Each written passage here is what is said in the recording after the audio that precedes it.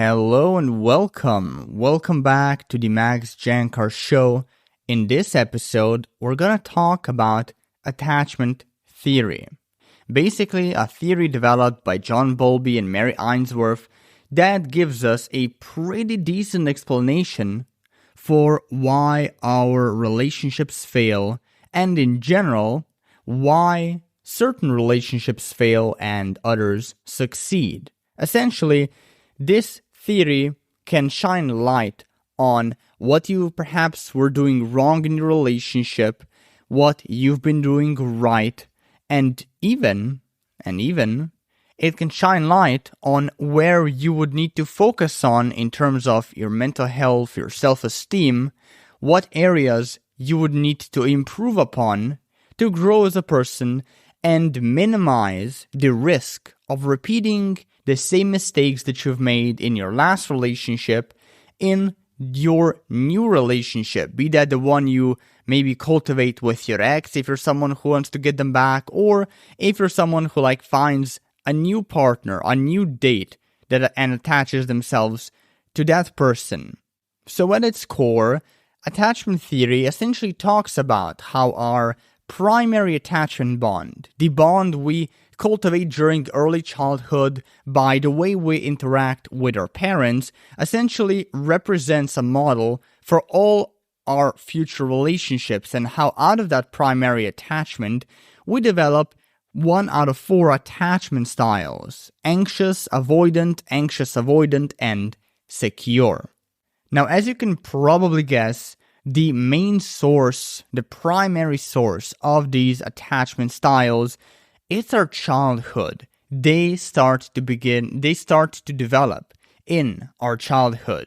So, to give you an example, right? As a kid grows up, they usually want to explore the world around them.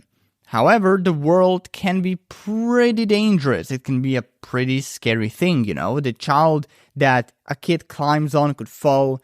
The shiny kitchen stove can burn them. The little dog by the sidewalk may bite their hand off. Everything children learn every step of the way is through trial and error.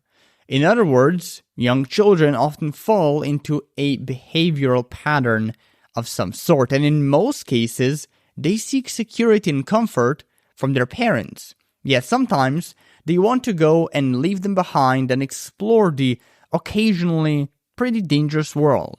And sometimes, while they are exploring, while they're going about their day-to-day life, it becomes really painful or scary, and suddenly they bolt back to their parents.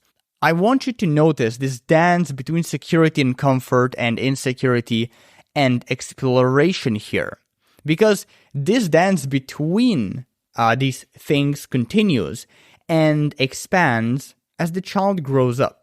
Young infants need, for example, the security of their caretakers more or less all the time, with only brief flickers of, self-assured exploration. Older kids need a good amount of both, and by the time you get to teenagers, it's almost all exploration all the time. So in a way, parenting comes down to 2 skills: letting kids roam and explore when they need to, and providing safety and comfort when they need you. So, parents who nail this balance will generally raise emotional, stable, and healthy kids who go on to have healthy and stable romantic relationships later in life. Now, let's be honest, that's probably not you specifically if you're listening to this, but that's fine because it wasn't me either. It's not most of us. Let's go and first tackle our anxious attachment style, because this is the one that is most common in terms of the people listening to this podcast, the people tuning into my podcast and reading my blog. Most of you guys, you are going to be someone with an anxious attachment styles. Now, this style happens, or you develop it, when a parent doesn't allow you to explore freely enough or coddles you way too much while you were still a kid. So children who were subjected to this kind of a treatment often never fully develop a sense of independence. They grow up feeling as though they always need someone with them in order to feel comfortable and confident, and so they become a likely host for the anxious attachment style. Now, in romantic relationships, this attachment style shows up in the following ways. It makes you please other people that you are involved in. It makes you think you are somehow less worthy or lesser than them, or like inadequate in comparison to them. It also makes you, because of those tendencies, it also makes you act in very needy, sporadic, neurotic ways. It also contributes to you wanting attention and affection and confirmation that you're still loved and validation basically all the damn time.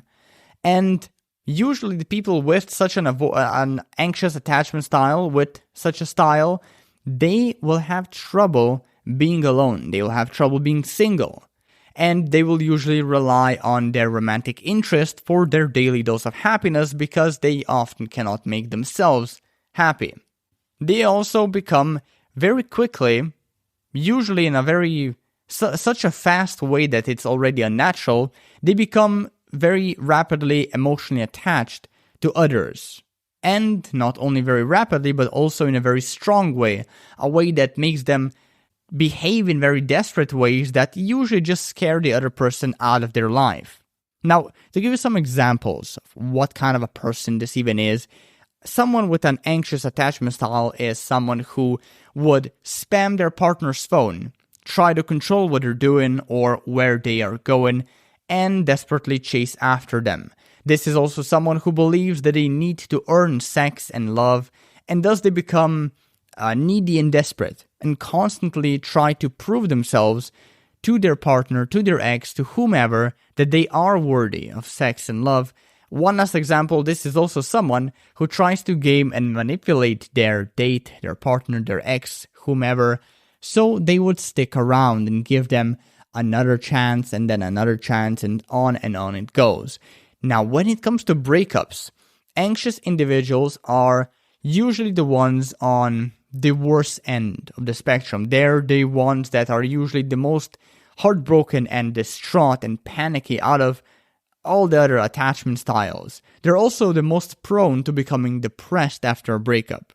And usually they have two very common reactions. They either go on like a dating rampage in hopes of finding someone new to attach to, usually forcibly, and in a time where they are usually also not ready, or they go and desperately try to win back their ex. And of course, they usually fail miserably because of it, because think of it this way. Usually for 90% of the people that come to my website, come to this podcast, their ex left them because they were needy. They kept chasing after them. They were essentially weak. And what is the classic defense mechanism or the classic response when someone is an anxious attachment type, which, like I said, again, most people reading my site, listening to this podcast are, it's more chasing. It's being a nuisance. It's more of the same stuff that, in all honesty, probably contributed to your breakup. It was probably because of your chasing that you got into a breakup in the first place. And of course, how will more chasing now going to change the situation? It probably won't. You probably will not get back with your ex if you do not change your approach. But that's a topic for another podcast episode. Right now, I want to go and talk about the avoidant attachment, because this one happens when parents screw up the other way. So when they provide a child a lot of freedom to explore, but are unreliable at being present and offering safety and comfort when the child needs it. That's when a child develops this firm and cold independence, this tendency to mistrust others. Essentially, they develop an avoidant attachment style. Now, in relationships, this is a person who usually feels crowded, suffocated, smothered, uncomfortable by often even the most basic displays of affection and intimacy. They have a difficult time trusting their partner also. They a lot of the times seek isolation. They a lot of the times try to suppress their emotions and usually also withhold honest expression of those emotions.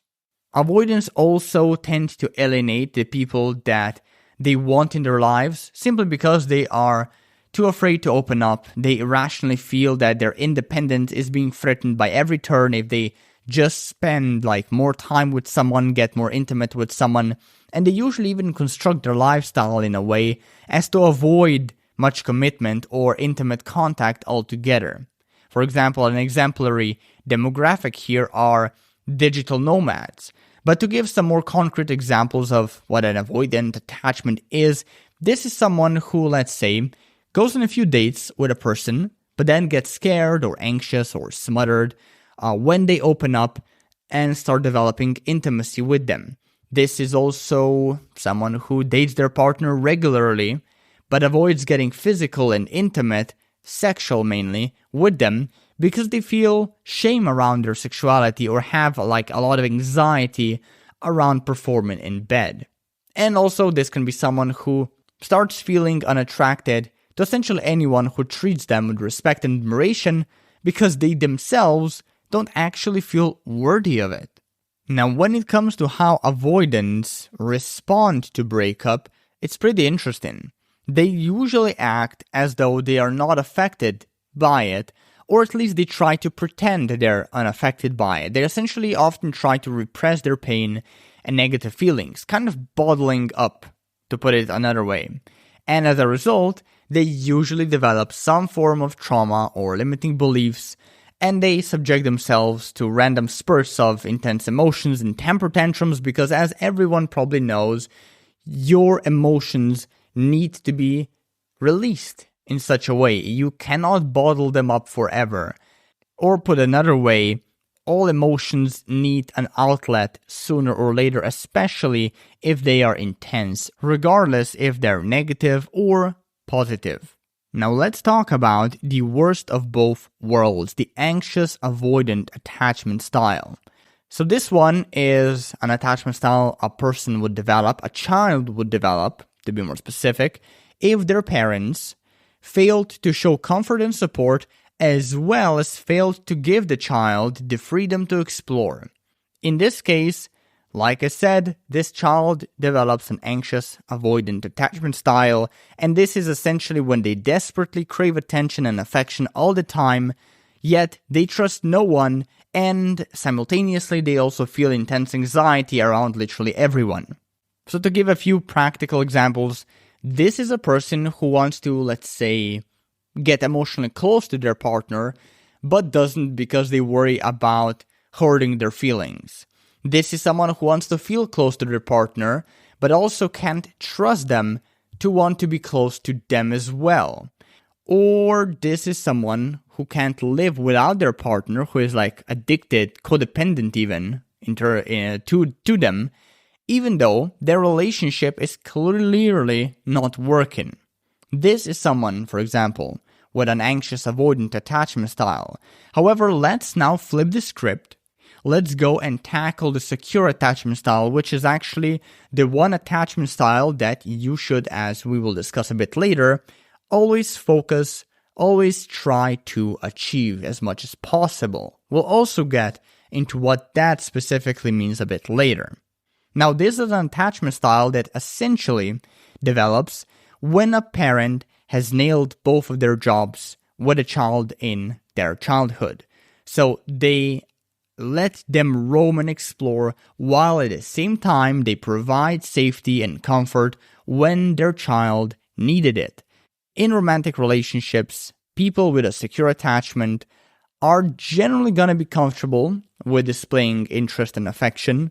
They will also be comfortable being alone and independent.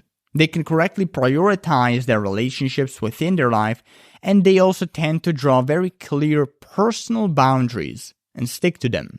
Now, secure attachment types, they obviously make for the best friends, romantic partners, family members, even friends. They are people who are capable of accepting rejection, moving on despite the pain of the breakup. However, they can also be, in terms of, let's say, romantic compromise, they can be loyal. They know how to sacrifice their wants when it's absolutely necessary. And they don't do it when it's not necessary. And they have little to no issues trusting other people they are close to, and are usually also trustworthy themselves.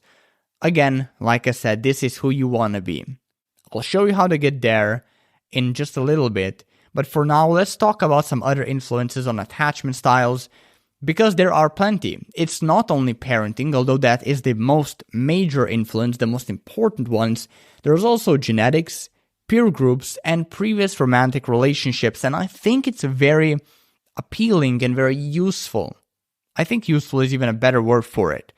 To go through these other influences so you can really grasp how, well, deep the roots of attachment styles, of attachment theory, actually go. So let's start with genetics. Now, while genetics don't determine everything, they are important. This is the first thing you should keep in mind when you are, well, learning about genetics tied to attachment theory. Now, how do they pan out? How do genetics pan out? Well, consider this example. If a person is fiercely independent and refuses to be held down by commitments, so they're leaning towards like an avoidant attachment style, then this person is likely genetically wired to be this way to a degree. Same story if a person always wants to be the center of attention, they are likely programmed to lean towards like anxious tendencies or an anxious attachment style. Now, the annoying part about genetics is that we can't really change them. We have to live with them, so there's nothing else we can do but accept them, the good and the bad. So in other words, we're not to blame for our genetics, but it is our responsibility to do the best with what we have been given. Likewise, it's also wise to set proper expectations based on our genetic makeup. So what do I mean by this? Well, let me give you two more examples. If you're someone highly social who has a string of highly social siblings and ancestors, you've got to accept that you'll probably never be a hardcore independent and introverted person. Nor should you be, to be honest. Like nothing better in either of these extremes or either of these poles. Now, in a similar way, if you're highly independent and introverted, you must accept that you'll also never be like a natural social butterfly, and that's fine. That's completely normal. You can change maybe 20% of your personality or the attachment tendencies that are tied deeply with genetics, but the other 80%, probably even more, this is just like a rough estimate, you likely will not be able to change. So keep that in mind. Again, what we're doing here is just trying to figure out all the facets that contribute to developing your unique attachment style. Now, the next one on our list is going to be peer groups. Now, this is a very simple one. This relates to friends and classmates mainly. And these peer groups, your peer groups, they will start to have a big effect on your personality and not just your attachment type. However, that's a topic for another episode. Right now, I want to give you a little example how peer groups in practice in the real world touch upon your attachment. So, consider let's imagine you've grown up in an environment where making friends is a pain in the ass, right? In that case, you probably will develop some sort of avoidant attachment tendencies, which usually lead to avoidant attachment. Whereas, if you grown up in an environment where everyone was safe and everyone was connected, perhaps an environment where everyone also looked and dressed and maybe even behaved in the same way or in very similar ways, if that's the case instead, you probably will develop a lot of anxious attachment tendencies, which will usually lead to an anxious attachment style. Now, interestingly, we can apply these same principles that we talked about also to our previous romantic relationships. So we're talking about the principles of security, comfort, and insecurity and exploration. We can apply all that stuff to our previous romantic relationships, be that casual or committed ones. And what do we get? Well, we get another influence on our attachment styles. In practice, this means that if you were in a relationship with someone highly controlling, with someone really overbearing for an extended period, that may actually exacerbate your insecurity and your attachment issues. It can also prompt you to become wildly self-sufficient when you decide to date someone new later on. Therefore, it can prompt you, it can prime you to develop after time or in a gradual way an avoidant attachment. Now, similarly, if you've spent many years in a relationship with a partner who was absent, someone who frequently pulled away from you and basically kept their distance, someone who wasn't really that reliable, if that's the case with you, you have probably developed some sort of an anxious attachment style as a result, even if you did not have one previously.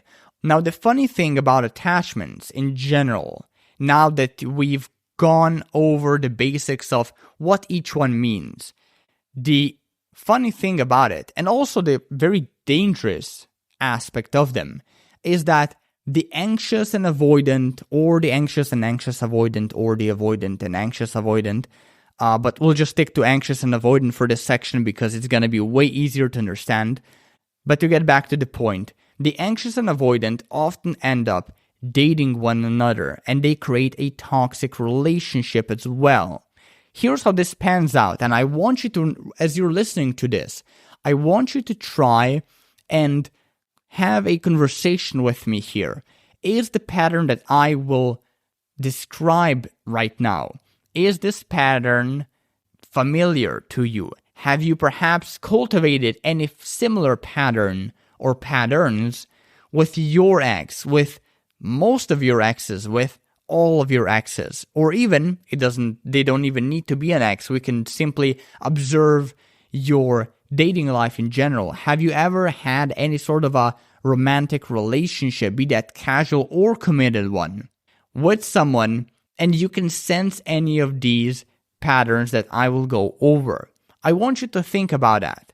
But to get to the actual patterns, here's how this anxious avoidant dynamic actually pans out and how it essentially fucks everything up.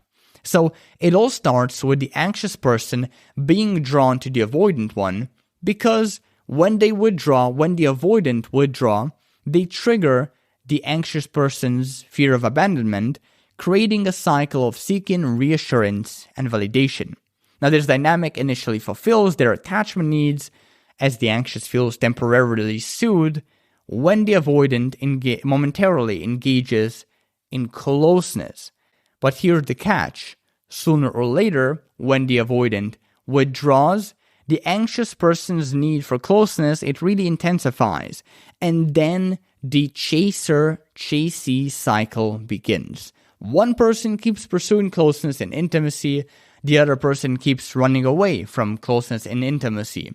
And it's this cycle, while it does feel really exciting at times, that usually only creates emotional instability and insecurity in a relationship. Because the anxious person, they constantly feel neglected and rejected, that's why they chase in the first place, while the avoidant constantly feels suffocated and overwhelmed due to the chasing of the anxious one. And eventually this toxicity becomes fucking unbearable, and the relationship ends in a breakup, or even worse, the two incompatible, in my opinion, idiots stay together, permanently staying in a relationship that's overflowing with resentment, with drama, with misery, and it just makes, it's just not a good sight to behold. It's a fate that I don't wish upon anyone. Now you're probably wondering, well, gee whiz, Max, how can I now pinpoint my attachment style? Like, I know what they are. I know I should be more careful of the dynamics that sprout, that manifest as a result of my attachment style and perhaps dating someone with the opposite attachment style, but how do I know that this is me? How do I know that I'm an anxious? How do I know that whether I'm an avoidant or whether I'm even an anxious avoidant? Well, I suggest, first of all, taking one of the many online quizzes about attachment styles. Just type into Google attachment style quiz and it'll give you probably a good starting point in terms of where you are at, in terms of your attachment. Now, if you are someone who is a bit more complicated, maybe you're someone with an anxious avoidant attachment style, which is usually the most severe version and usually the version that leads to the worst outcomes, both in terms of your relationships and in terms of your mental health. If you're someone like that, please, I think therapy is going to do you real good. Not only in terms of identifying your attachment style, if you right now suspect you're an anxious avoidant, but also in terms of managing it. Because listening and applying the stuff that I teach in a podcast like this, it's not enough if you're an anxious avoidant. You need therapy, period. However, if you're simply just either an anxious or either an avoidant, well, I have a few other tips up my sleeve. So first off, yes, like I said, do one of the quizzes that you can find on Google by just typing attachment style quiz into it. Now, other than that, I developed a little exercise that you can try out here with me, and it can maybe give you some more clarity about your attachment style. And the exercise or the activity goes like this. I want you to think back to when you were together with your ex. I want you to try and remind yourself how you reacted when they, for instance, they told you that they would call you in an hour, but they never fulfilled that promise, or at least they didn't do it in a timely manner. Now, if you felt relieved and perhaps even fearful and nervous that they actually will call, so you felt relieved when they didn't call and you also wanted them to not call, in that case, you're probably an avoidant, or at least you have some avoidant tendencies. Now, if you became worried, panic, you're angry after they didn't call, wondering if you'll ever hear from them again, or maybe you started thinking things like it's over, what if they're cheating on me, I'm done for. If any of that's the case, you probably have an anxious attachment. And finally, if you remained calm and patient and simply assumed your ex was busy or forgot a phone call altogether, which you're fine with, you're probably someone with a secure attachment style. Now, at its most general, when you're trying to figure out your attachment, you should observe your behavioral patterns first and foremost. Then you should scrutinize your emotions and, of course, be really fucking honest about what you find and the connections you make. Note, however, that secure individuals always also, no, not always, but 99% of the time, have anxious and avoidant tendencies. So this means that you can fundamentally be secure, for instance. However, you'd still, at certain points or in certain situations, meaning contextually, avoid commitment or intimacy, or you worry whether your partner still likes you or not. This is what I mean when I say that you can be fundamentally a secure person, yet still have some insecure tendencies, either shifting towards avoidance or leaning towards the anxious attachment. But anyway, let's talk about how you can change your attachment style to secure. So, first of all, to be very clear, it's a difficult journey. For perspective's sake, it took me about 2 years of therapy and 3 years of dating secure people and digesting and applying self-help stuff, self-help books and courses and whatnot, to get myself to a secure attachment style. That said, there are a few pointers I can give you on how to change your attachment style, and we will start on the pointers and the tips I can give you that will allow you to go from anxious to secure. So my first tip is to find what triggers your anxiety and become aware of when you are feeling it. The idea is that once you figure out what triggers anxiety, you can find ways to eliminate those triggers. And when you become aware of your anxiety, you can learn to manage it better. Tip number 2, leverage proven healing modalities: meditation, journaling, yoga, qigong, dream reporting, self-love practices, and gratitude practices.